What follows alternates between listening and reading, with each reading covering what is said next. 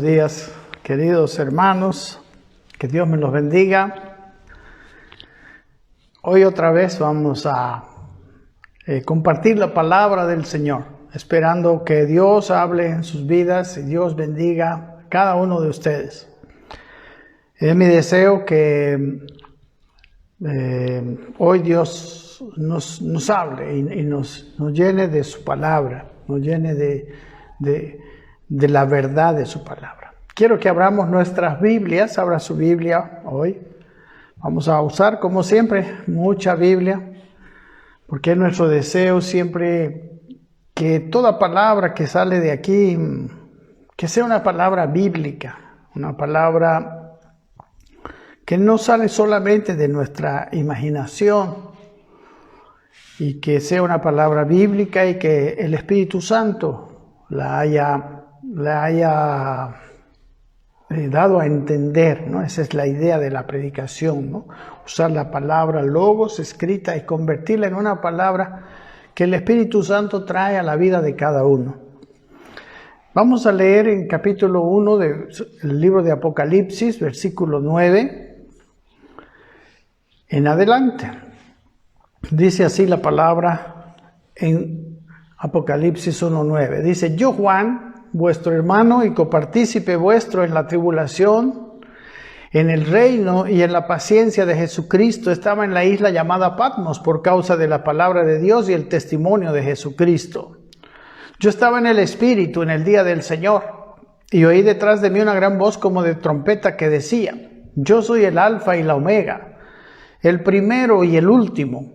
Escribe en un libro lo que ves y envíalo a las 7 iglesias que están en Asia: a Éfeso, Esmirna, Pérgamo, Tiatira, Sardis, Filadelfia y Laodicea. Y me volví para ver la voz del que hablaba conmigo, y vuelto vi 7 candeleros de oro, y en medio de los 7 candeleros a uno semejante al Hijo del Hombre, vestido de una ropa que llegaba hasta los pies y ceñido por el pecho con un cinto de oro. Su cabeza y sus cabellos eran blancos como blanca lana, y sus ojos como llama de fuego, y sus pies como semejantes al bronce bruñido, refulgente en un horno, y su voz como estruendo de muchas aguas. Tenía en su diestra 7 estrellas, de su boca salía una espada aguda de 2 filos, y su rostro era como el sol cuando resplandece en su fuerza. Cuando le vi, caí como muerto a sus pies, y él puso su diestra sobre mí, diciéndome: no temas, yo soy el primero y el último. Presten atención en esto. Y el que vivo. Y estuve muerto, mas he aquí que vivo por los siglos de los siglos. Amén. Y tengo las llaves de la muerte y el Hades. Y luego dice: escribe las cosas que has visto, y las que son, y las que han de ser después de estas. El misterio de las 7 estrellas que has visto en mi diestra y de los 7 candeleros de oro. Las 7 estrellas son los ángeles de las 7 iglesias, y los 7 candeleros que has visto son las 7 iglesias. Amén. Mire, al comienzo del libro, bueno, la palabra Apocalipsis quiere decir revelación, manifestación, que se aclare algo, ¿verdad? Que está cubierto. Entonces aquí el Señor se manifiesta como uno semejante al Hijo del Hombre, ¿no? Con todas esas características que nosotros no es el propósito de enumerarlas, pero que sería un bonito estudio. Pero más que nada lo que estamos queriendo ver hoy es esos ojos de Él como llama de fuego, y que después Él escudriña con esos ojos la iglesia, ¿no? Las 7 iglesias. Amén. Dice que las 7 iglesias son un representante. El número 7 es un número completo. Entonces son como una representación de toda la iglesia en el mundo, ¿no? De los tipos de iglesias que hay en el mundo. Y Él mira con sus ojos como llama de fuego, y también Él se llama, en el versículo 18, en el 17 se llama: yo soy el primero y el último. En el 18 dice, el que vivo, y estuve muerto, mas he aquí que vivo por los siglos de los siglos. Amén. Y luego dice que le escriba a las 7 iglesias. Y las 7 iglesias son esas 7 estrellas que están en su diestra. Las 7 iglesias son los 7 candeleros. Las 7 iglesias son los 7 ángeles de cada una de las iglesias. Y los candeleros son las 7 iglesias, ¿no? Los candeleros son candeleros de oro que tienen luz, ¿no? Que irradian luz. De todo esto tiene un gran simbolismo, pero en realidad, ¿qué es lo que estaba observando? ¿Y qué es aquello que él quiere que las iglesias y los ministros de las iglesias, los ángeles, los mensajeros de las iglesias, que la palabra ángel quiere decir mensajero, sepan, ¿no? ¿Qué buscaba el Señor con esos ojos como llama de fuego? ¿Qué es lo más importante que debe tener una iglesia? ¿Qué es lo que yo debo procurar, ¿no? Cuidar o alimentar en la grey, en la congregación, en la iglesia del Señor? Y esto es la vida. La vida de Cristo en la iglesia es aquello que es lo más importante. El Señor buscaba, ¿no? Purificar las iglesias de aquellos elementos que estaban trayendo un elemento de muerte, un elemento donde estaban apagando la influencia del Espíritu en la vida de las iglesias. Y estaba atentando contra aquella manifestación de vida que debe haber en cada una de las iglesias. La manifestación de vida en la iglesia es algo que el Señor espera. Más que una trompeta, una voz, Él espera manifestación de vida a este mundo que está muerto, ¿verdad?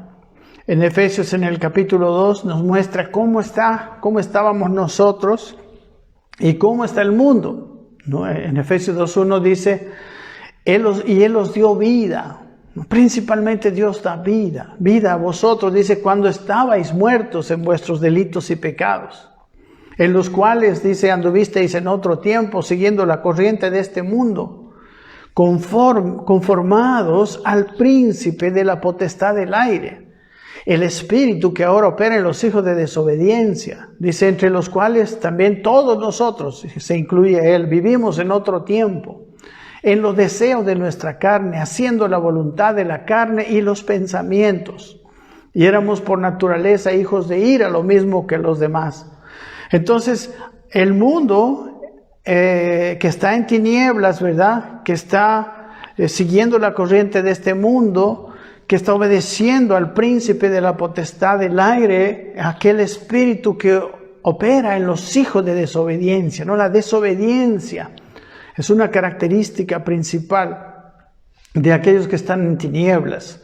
Dice, entre los cuales, dice, nosotros vivimos también haciendo los deseos de la carne, dice, haciendo la voluntad de esa carne y de los pensamientos, siendo por naturaleza, por causa de ello, hijos de ira, ¿no? Porque la carne y los pensamientos de una mente no renovada traen desobediencia, ¿verdad? Y la desobediencia implica que uno va hacia la muerte, va a un camino que le va a traer destrucción, entra en un camino autodestructivo, así como el mundo, ¿verdad? Y cuando el Señor, en realidad, ¿qué es lo que hizo un giro a aquellos que estaban en ese punto? Está en las primeras palabras del capítulo 2. Y Él os dio vida. Y Él os dio vida cuando estabais muertos. Principalmente cuando tú llegas a Cristo, no cambias de religión solamente. No estás en un lugar donde se te enseña mejorar, no buena doctrina. Principalmente tú recibes vida. La salvación es una vida. A Nicodemo se le dijo, tienes que nacer de nuevo. Tienes que nacer del agua y del espíritu, ¿no? Tienes que tener un nacimiento espiritual y tiene que haber una renovación en tu mente. Tienes que tener arrepentimiento, metanoia. Por eso en Juan, en el Evangelio, al comienzo, cuando Juan presenta al Verbo, ¿no?, a Cristo, y dice, en el principio, Juan 1:1 dice, en el principio era el Verbo, y el Verbo era con Dios, y el Verbo era Dios. Este era en el principio con Dios. Y luego habla de su labor. Todas las cosas por Él fueron hechas, y sin Él, nada de lo que ha sido hecho fuera hecho. Y dice el versículo 4, miren, en Él estaba la vida, y la vida era la luz de los hombres. Es la vida, aquello que tiene el Señor para nosotros, sus hijos. Entonces aquí, mis queridos hermanos, Él está en este libro de Apocalipsis, está hablándoles está mirando a las iglesias y les está advirtiendo contra aquellos elementos que estaban atentando contra aquello que es lo más importante que debemos tener contra la vida. La manifestación de la vida, porque la vida misma es indestructible, pero podemos tener la vida y el enemigo se encarga de tenerla bloqueada y sin absolutamente ninguna influencia en la vida y en la decisión de los hombres. Entonces, eso es lo que no está bien, no es correcto. Eso es lo que Dios quiere que se quite. La mente por eso necesita ser renovada. Miren, por ejemplo, a la iglesia de Éfeso, una iglesia que había empezado con vida. Si usted lee la carta a los Efesios, es la carta de las más espirituales, ¿no?, en el Nuevo Testamento, junto con la carta a los Colosenses. De las cartas más elevadas, de las cartas con mayor entendimiento profundo de Dios. Pero que después de años, ¿no?, ustedes saben que Juan escribió a los últimos años del primer siglo, ¿no?, mucho tiempo después de la carta a los Efesios. Y por ejemplo le dice a la iglesia de Éfeso, ¿no?, en Apocalipsis capítulo 2, y le dice en el versículo 2, dice, yo conozco tus obras, tu arduo trabajo y paciencia, y que no puedes soportar a los malos, y has probado a los que se dicen ser apóstoles y no lo son, y los has hallado mentirosos, y has sufrido, y has tenido paciencia, y has trabajado arduamente por amor de mi nombre, y no has desmayado. Dice, pero tengo contra ti que has dejado tu primer amor. Y dice en el versículo 5, recuerda por tanto de dónde has caído y arrepiéntete y haz las primeras obras, pues si no vendré pronto a ti y quitaré tu candelero de su lugar si no te hubieras arrepentido, ¿no? Y sigue la lectura. Pero ellos habían perdido lo que el Señor habla, el amor, el primer amor. Dios había dejado de ser el primero y el amor de sus vidas. Pero ellos habían continuado con la práctica religiosa. La práctica religiosa había seguido de tal manera que pues seguían trabajando arduamente.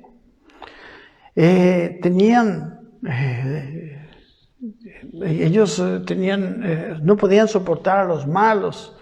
Habían detectado a los falsos apóstoles, etcétera.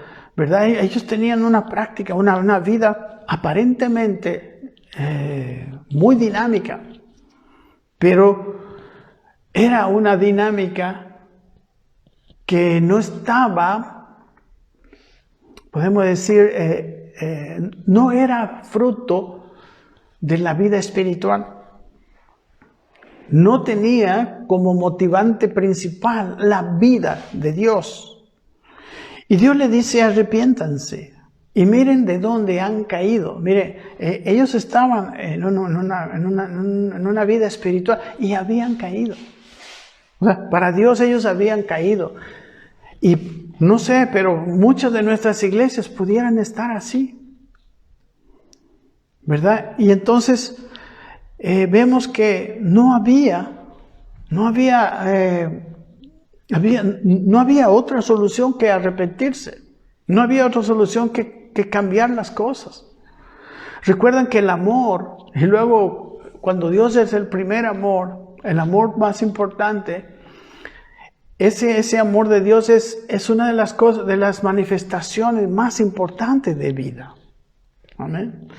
Entonces, así Él va y sigue así con todas las iglesias en el libro de Apocalipsis, en el capítulo 2 y 3. Y va observando, y lo que Él va observando es que si hay o no hay vida. Y va señalando uno a uno aquellos elementos que estaban quitando de la vida. Amén. Y lamentablemente, al parecer, todas las iglesias estaban funcionando. Tenían una práctica religiosa, podemos decir, pero algunas de ellas realmente estaban sumamente alejadas y realmente necesitaban una profunda transformación. Y es por eso que viene este mensaje, ¿no? Y es por eso que viene esta palabra sobre sus vidas. Nosotros tenemos una vida que hemos recibido de Dios. Y esa vida, la manifestación de esa vida en la práctica, debe cuidarse. Y por eso el Señor hablaba de guardar nuestro corazón.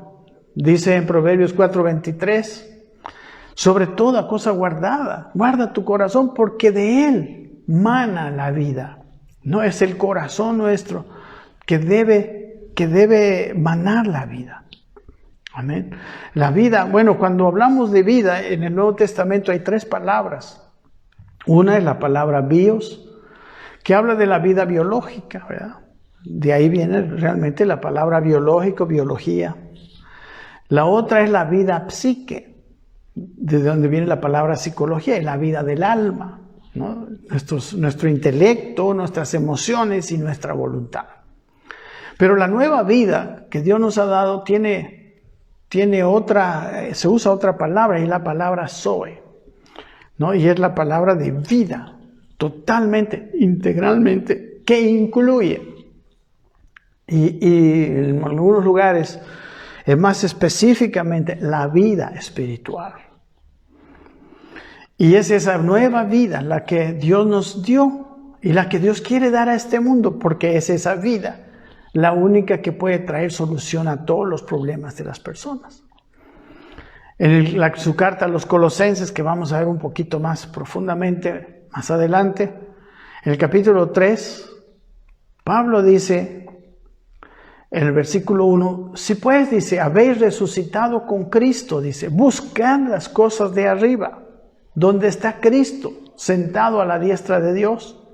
Dice, poned la mira en las cosas de arriba. Las cosas de arriba son las cosas espirituales, y habla de la vida espiritual. No, entonces la mira, el norte de nuestra vida tiene que ser las cosas espirituales. Nosotros últimamente estamos mirando mucho aquí abajo. Las situaciones que se nos presentan nos traen muchos problemas. Estamos llenos de problemas. La tierra está llena de problemas aquí abajo. Pero el Señor quiere que enfoquemos en las cosas de arriba. Dice, porque habéis muerto, dice el versículo 3. Hemos muerto en el sentido de que hemos negado. En realidad la muerte es una negación de la expresión de los pensamientos y de la carne, para dar lugar a la expresión del Espíritu en nuestra vida. Y dice, habéis muerto y vuestra vida está escondida con Cristo en Dios. Y luego dice, cuando vuestra vida, cuando Cristo, ¿no? Vuestra vida, que Él es nuestra vida, se manifieste, se dé a conocer a través de nosotros, dice, entonces vosotros también seréis manifestados con Él en gloria. Entonces, la luz del mundo, Jesucristo dijo, vosotros sois la luz del mundo. La luz del mundo alumbrará. La luz del mundo llegará y vendrá a vencer las tinieblas. Porque dice en Juan que la luz vino a este mundo y dice, y las tinieblas no prevalecieron contra ella. Amén. O sea que, mis queridos hermanos, volviendo a lo que estábamos antes, podemos decir que es la vida, la vida espiritual, la que da lugar y da sentido. Y claro, cuando la vida bios, ¿no? La vida bios puede morir, y de hecho muere. Nosotros estamos mucho luchando con la vida, la muerte, y hasta acusamos a Dios que se va a llevar la vida. ¿Por qué te llevas a mi hermano? Mis amados, todas nuestras vidas son prestadas y Él se las va a llevar. El único problema es cuándo. No sé si lo va a hacer. No hay nadie a quien Dios le haya dejado la vida biológica eternamente. Pero esa no es la vida realmente, esa no es la vida que vamos a tener por la eternidad. La vida por la eternidad es una vida, como dice, eterna. Cuando Adán perdió la vida, apagó la vida, no sabemos en realidad qué término usar, pero él cortó su relación con Dios, cortó la fuente de esa vida, ¿verdad? La fuente que en Juan 15 habla de que Él es la vid y nosotros somos los pámpanos. Los pámpanos son las ramas de la vid que dan fruto, reciben su alimento de la raíz y del tronco. Cuando se corta esa relación del tronco con la raíz y la rama queda afuera, la rama se seca. Y así es lo que pasó con Adán y Eva. Podemos verlo después del capítulo 3 de Génesis, los capítulos 4, 5, 6, 7, cómo hasta llegó un punto en que la tierra la vida biológica de los hombres, la vida que había en esta tierra era tan terrible, que la tierra estaba llena de violencia, que el deseo del corazón de todos los hombres era únicamente hacer el mal, de tal manera que Dios no vio otra solución que enviar el diluvio. La carencia de la vida de Dios trae lugar a todos los problemas. Por eso ayer yo escribí en el WhatsApp, ¿verdad? La solución de fondo a todo problema en esta vida es el Evangelio de Jesucristo. Es el aceptar, es el recibir la vida de Dios. Amén. Por eso Cristo dice que de tal manera amó al mundo que dio a su Hijo para que todo aquel que en Él cree no se pierda, mas tenga vida eterna. Esta vida soy, que viene y que luego de venir no se debe quedar en una avenida. Bueno, yo ya soy salvo. En los evangélicos hemos hecho un Dios de la salvación. Y la salvación es muy importante. Obviamente es el comienzo. Sin ella no hay más allá. Pero después del comienzo de vida, debemos seguir viviendo. Y debemos darle lugar a esa vida espiritual. La salvación de nuestro espíritu, nuestra salvación espiritual, la nueva vida es instantánea y llega en un momento, pero la salvación de nuestra alma debe ser algo que procuramos todos los días. La renovación de nuestra mente, la sanidad de nuestras emociones y la entrega obediente a Dios de nuestra voluntad. O sea que son los tres componentes del alma que se deben salvar. Y esa salvación se hace paulatinamente y se hace en este tiempo. Y eso se hace para que la manifestación de la vida espiritual en nosotros sea una realidad y el mundo reciba la luz de Dios. Amén. Por eso hay esta vida espiritual. Hermanos, la vida espiritual debe prevalecer. La vida espiritual debe ser el objeto de nuestro examen y análisis en nosotros mismos y en nuestras iglesias. Hay veces movemos a la gente, queremos dar apariencia de vida y se puede querer dar apariencia de vida, pero ¿realmente hay vida en nosotros? ¿Realmente hay vida en nuestras iglesias? Y eso se puede ver. Amén. De hecho, la oración de Pablo por los Efesios, por ejemplo, en el capítulo 3:14, dice: por esta causa doblo mis rodillas, dice, ante el Padre de nuestro Señor Jesucristo, dice, de quien toma nombre toda familia en la tierra y en los cielos, para que os dé conforme a sus riquezas en gloria, dice, el ser fortalecidos con poder en el ser interior por su Espíritu, ¿no? Que nosotros seamos fortalecidos espiritualmente en nuestro ser interior. Y dice luego el versículo 17, para que habite Cristo por la fe en vuestros corazones. Hay necesidad de un fortalecimiento espiritual. No hay necesidad de mayor cantidad de prácticas religiosas, porque puede haber práctica religiosa sin haber vida. Los fariseos son un gran ejemplo, ¿no? Y los escribas y los sacerdotes del tiempo de Jesús son gente llena de religión que ni reconoció a Cristo y aún lo hicieron matar. Los ataques, hermanos, del enemigo, en realidad, al enemigo no le importa mucho si hay una vida religiosa. En realidad, él más bien promueve la religión. Las prácticas religiosas de todo tipo, ¿no? Llevar las velas, no sé, incluso la oración en público, la la práctica religiosa puede ser buena, es buena,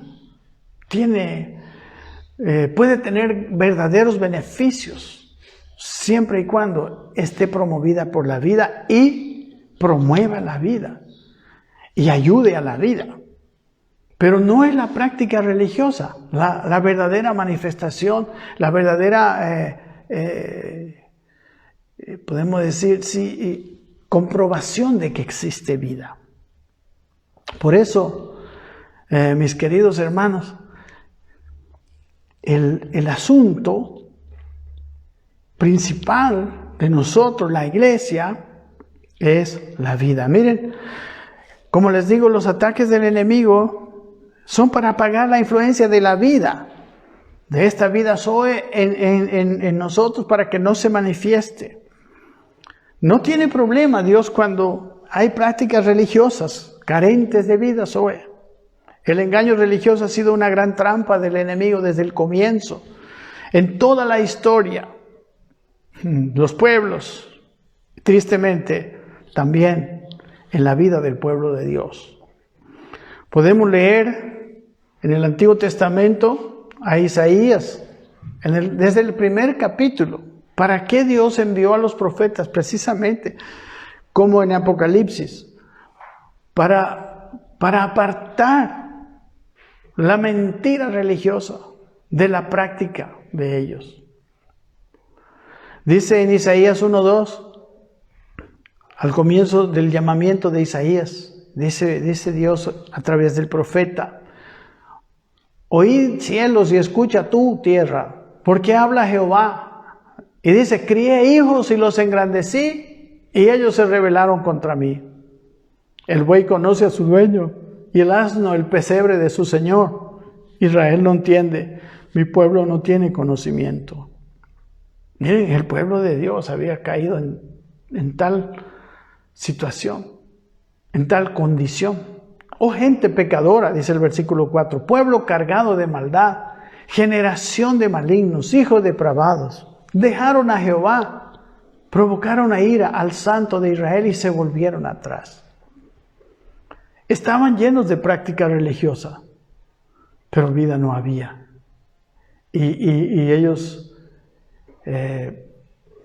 no habían visto lo que Dios quiere que veamos, el interior. El versículo 10, mire cómo los llama.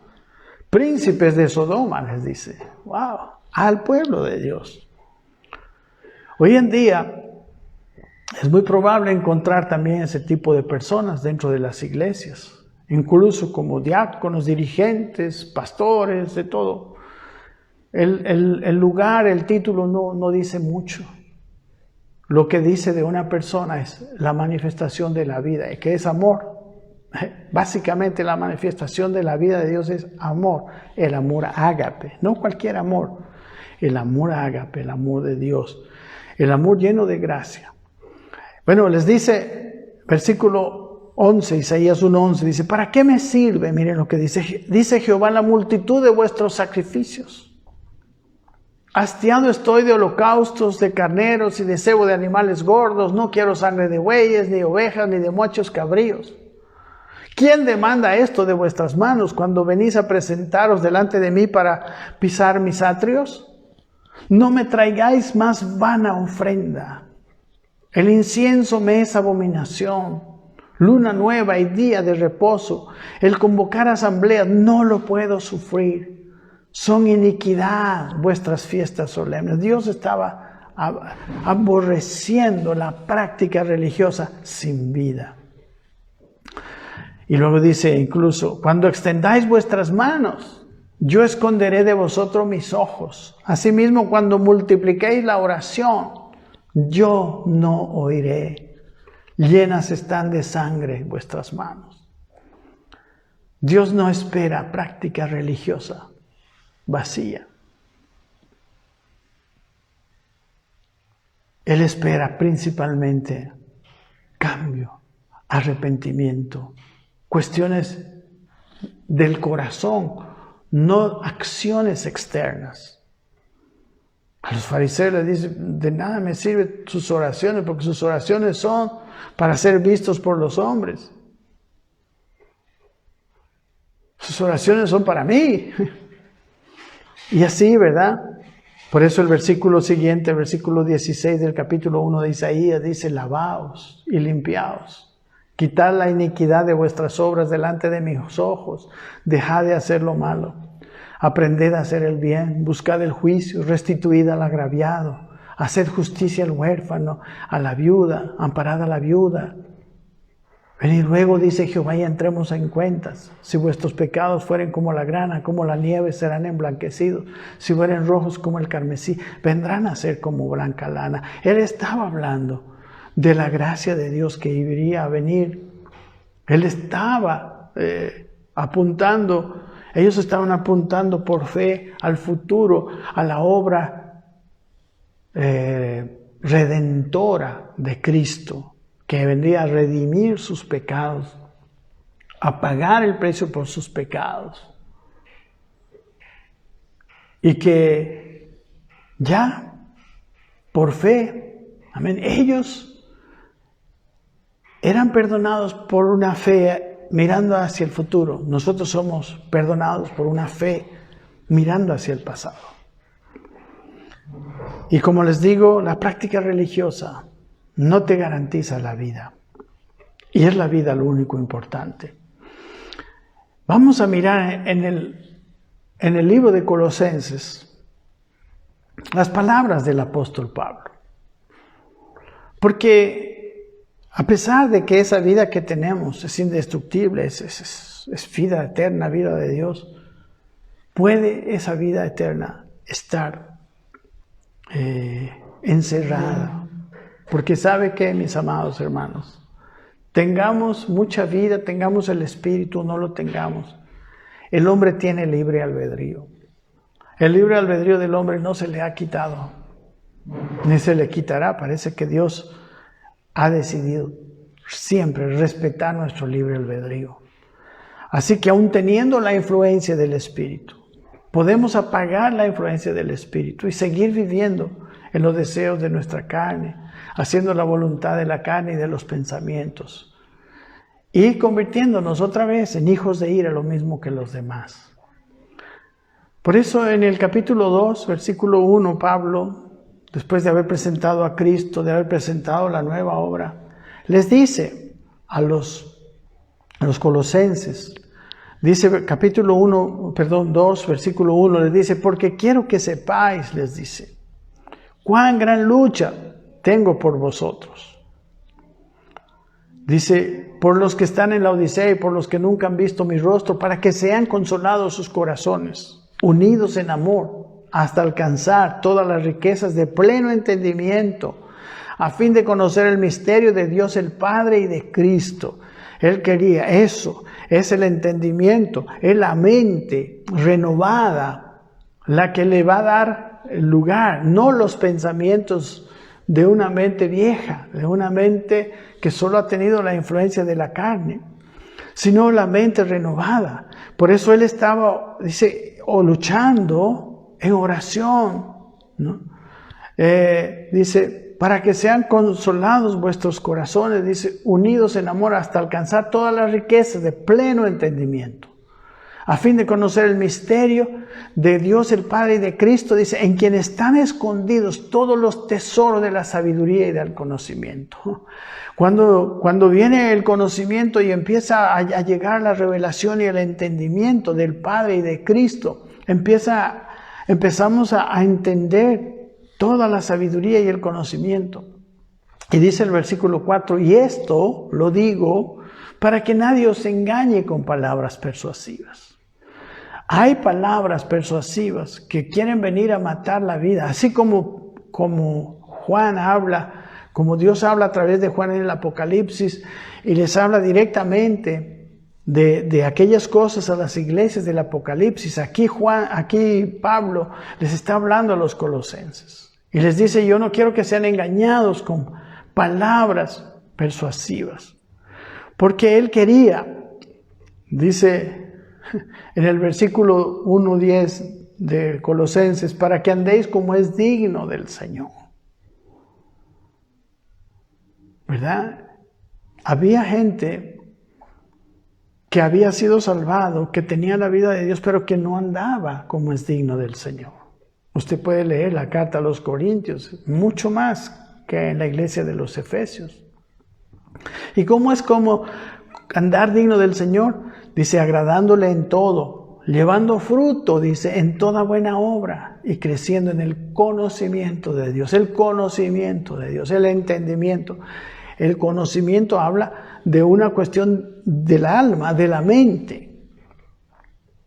Pero el conocimiento de Dios viene con el conocimiento de la palabra, pero el entendimiento, la sabiduría de ese conocimiento viene dado por el Espíritu Santo que está en esta nueva vida que tenemos. En el versículo 8 les dice, mirad que nadie os engañe por medio de filosofías y huecas sutilezas según las tradiciones de los hombres, conforme a los rudimentos del mundo y no según Cristo. Había filosofías como a veces existen, huecas sutilezas según las tradiciones y no según Cristo, del mundo. O sea, se podía meter en la iglesia, se estaba metiendo en la iglesia. Por eso él dice que nadie os engañe por estas cosas. Y no según Cristo, porque es en Cristo nuestro centro. Dice el versículo siguiente, versículo 9, porque en Él habita corporalmente toda la plenitud de Dios. En Cristo habita corporalmente toda la plenitud de Dios. Yo no sé qué piensan aquellas corrientes teológicas que dicen que Cristo no es Dios. Porque aquí es contundente. En Él habita corporalmente toda la plenitud de Dios. Y luego dice, y vosotros estáis completos en Él, que es la cabeza de todo principado y potestad. Cuando tenemos a Cristo y en Él está toda la plenitud de Dios, entonces tenemos, ya no necesitamos más. No necesitamos ni siquiera prácticas religiosas. Las prácticas religiosas pueden ser en algún momento una ayuda, pero no podemos confundirnos. Que ciertas cosas, como vamos a ver más adelante, de no toques, de no comas, ¿no? Días de fiesta, luna nueva y esas cosas, no son manifestación de vida. Pudieran en algún momento ser una ayuda, enseñarnos algo, ser sabio, no tocar algunas cosas, sí, pero no es una manifestación de vida. Y luego en el versículo 16, miren, seguimos hablando. El apóstol Pablo sigue hablando que se cuiden. Dice el 2:16, dice, por tanto nadie os juzgue en comida o en bebida, o cuanto días de fiesta, luna nueva, días de reposo. Todo lo cual es sombra de lo que había de venir, pero el cuerpo es de Cristo. O sea, esas prácticas son cosas externas. Dice el versículo 18, nadie os prive de vuestro premio, afectando humildad, culto a los ángeles, entremetiéndose en lo que no ha visto, vanamente hinchado por su propia mente carnal. Nadie les prive de su premio. Dice el versículo 19, y no haciéndose de la cabeza, en virtud de quien todo el cuerpo, nutriéndose y uniéndose por todas las coyunturas y ligamentos, crece con el crecimiento que da Dios. Mis queridos hermanos, aquí este versículo es un versículo clave. ¿Qué es lo que trae nutrición, unidad a todas las partes de nuestro cuerpo? Es el agarrarnos de la cabeza. No haciéndose, quiere decir, no abrazando a la cabeza. ¿Quién es la cabeza de la iglesia? Es Cristo. En virtud de eso es que todo el cuerpo, la iglesia, nutriéndose y uniéndose por las coyunturas y ligamentos, crece con el crecimiento que da Dios.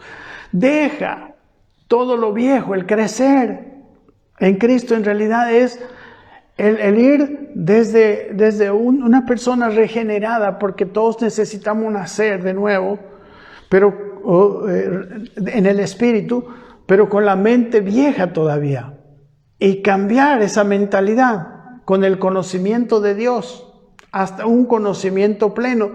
Cuando nosotros seamos maduros y cuando lleguemos al final del crecimiento, ya seremos parecidos a Cristo, seremos como Él, tendremos los sentimientos de Él, la sabiduría de Él. Recuerden que ya estamos completos, dice el versículo 10, en Él. Pero eso habla del Espíritu, y en el Espíritu está escondido todos los tesoros de la sabiduría y del conocimiento. Pero cuando vienen esas huecas sutilezas, cuando vienen esas enseñanzas en cuanto a comida, bebida, días de fiesta, cosas externas, nos pueden frenar ese proceso de crecimiento. Amén. Entonces, ¿qué es lo que hay que hacer? Es agarrarse de la cabeza. Amén. Y vuelve a decir, en 3 veces habla de que debemos de cuidarnos de esas cosas. El versículo 19 vuelve a decir, 20, dice, pues si habéis muerto con Cristo en cuanto a los rudimentos del mundo, dice, ¿por qué como si vivieseis en el mundo os sometéis a preceptos tales como no manejes, no gustes, ni aun toques? En conformidad a mandamientos y doctrinas de hombres, todas aquellas cosas se destruyen con el uso. Y dice el versículo 23, tales cosas tienen a la verdad cierta reputación de sabiduría en culto voluntario, en humildad y en duro trato del cuerpo, pero no tienen valor alguno contra los apetitos de la carne. Hermano, la vida espiritual no es una vida de no hagas, no esto, no el otro. No es una vida de que venga a la iglesia todos los domingos. O sea, todo eso puede ser bueno. Pero es la vida de Dios dentro de nosotros. Si el venir al templo No está haciendo que tu vida tenga cada día, mayor plenitud de Cristo dentro de ti. Algo está mal con la enseñanza. Algo está mal con tu conocimiento de Dios. Y si es una enseñanza o si es una experiencia que tienes que te lleva a ser mejor, más como Cristo. Muchas veces, tristemente, las experiencias que nosotros llamamos espirituales son solamente experiencias emocionales. Y las experiencias emocionales te pueden durar, no sé, el momento del culto, te pueden durar el domingo por la tarde, el lunes, pero ya para el martes, miércoles se desvanecen. Las experiencias espirituales verdaderas son permanentes. Las experiencias espirituales también pueden ser dañadas, es cierto, como dice aquí. Y hay cosas que son sabias, que no estoy desechando completamente, no es eso, pero no es la vida. Y si esas experiencias, ese no toques, no manejes, no gustes, no están llenando tu alma del Espíritu, de la verdad del Espíritu, de toda esa plenitud que podemos tener en el Espíritu, entonces esas prácticas no sirven. Amén, no sirven. Pueden ser incluso ataques del enemigo para apagar la influencia de esta vida zoe, de esta vida espiritual. El enemigo, como les digo, no tiene problemas con las prácticas religiosas carentes de vida zoe. El engaño religioso otra vez puede estar viniendo, como hemos visto en los tiempos de Isaías, como estamos viendo ahora a los colosenses. Y aquí en esta su carta, Pablo sostiene, ¿verdad?, que en vez de mandamientos externos, nosotros busquemos edificación espiritual. Nos agarremos de la cabeza que es Cristo. Dios quiere tocar nuestro interior. Usted vaya a leer el Sermón del Monte. Es más, las bienaventuranzas son puras cosas internas. No hay cuestiones externas, acciones, actitudes. Obviamente, cuando lo interno está bien, se va a manifestar en cosas externas. Está bien, es verdad.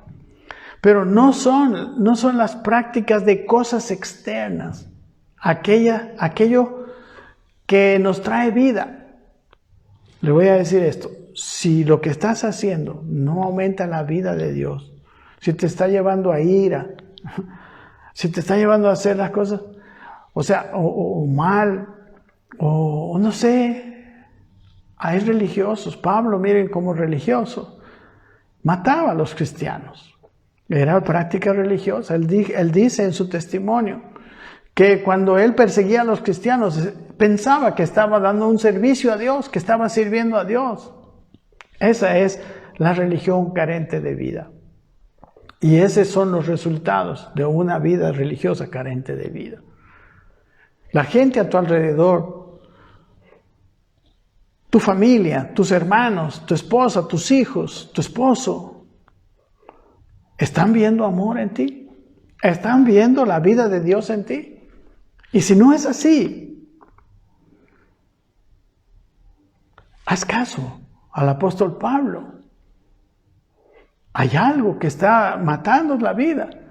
Tu experiencia religiosa no está siendo una fuente, no está siendo un alimentador y un cuidador y un sanador de tu alma para que pueda ser influenciada por la vida zoe de tu espíritu que tienes. Amén. Miren en el capítulo 2:6 lo que dice Pablo, aquí está, lo que sí podemos hacer. Dice, porque de la manera que habéis recibido al Señor Jesucristo, andad en Él. De la manera que lo hemos recibido, andad en Él, dice, versículo 7, arraigados y sobreedificados en esas prácticas religiosas, no, en Él, y confirmados en la fe. así como habéis sido enseñados, abundando en acciones de gracias. La fe es aquello que debemos de fortalecer, cuidar, porque es aquel contacto que tenemos con Dios. ¿Y qué dice? ¿Qué quiere decir que estemos arraigados en Él? ¿Qué hace? Habla de las raíces. ¿Qué hacen? La planta está arraigada en el piso y en el piso en el suelo están los nutrientes para hacer. Nosotros también debemos estar arraigados en Cristo, en su ser, en su funcionamiento, en su comportamiento, en su carácter.